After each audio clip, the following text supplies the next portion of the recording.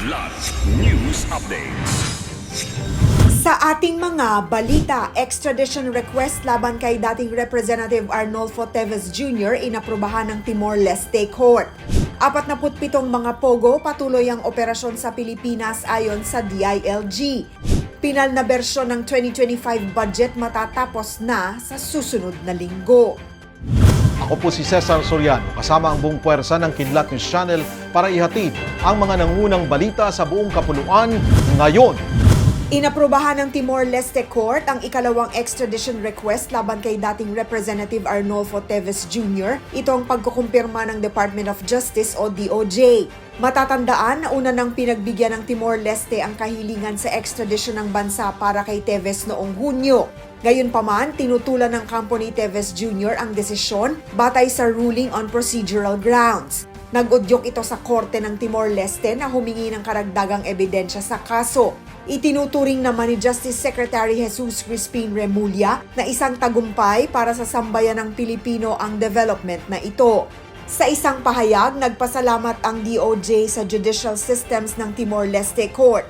Nagpahayag din ng pagpupuri ang pamahalaan ng Pilipinas sa legal na proseso ng Timor-Leste. Tumanggi namang magkomento ang legal counsel ni Teves na si Ferdinand Topacio.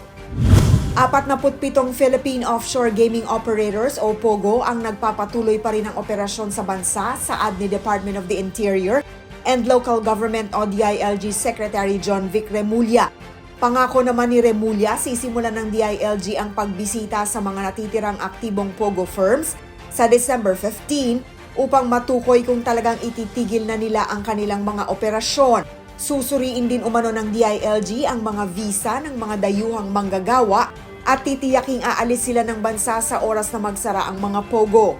Nauna nang nangako si Remulla na personal niyang isasara ang lahat ng POGO pagdating ng Disyembre. Dagdag pa ni Remulla, magkakaroon ng guerrilla operations ang mga otoridad dahil may mga Pilipinong natuto na umanong magtayo ng sariling POGO firms. Nakatakdang matapos sa susunod na linggo ng Bicameral Conference Committee ang pinagsamang bersyon ng 2025 General Appropriations Act ng Senado at Kamara ayon kay Senate President Francis Escudero. Sa kapihan sa Senado, ibinahagi ni Escudero na magpupulong-pulong ang komite sa ika-9 o 10 ng Disyembre depende sa schedule ng mga miyembro nito.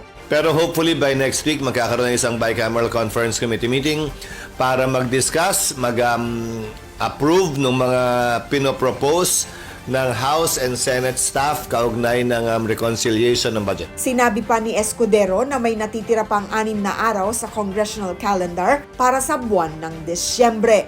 Para sa Kidlat News Updates, ako si Rosalyn Sinchonko, nag-uulat.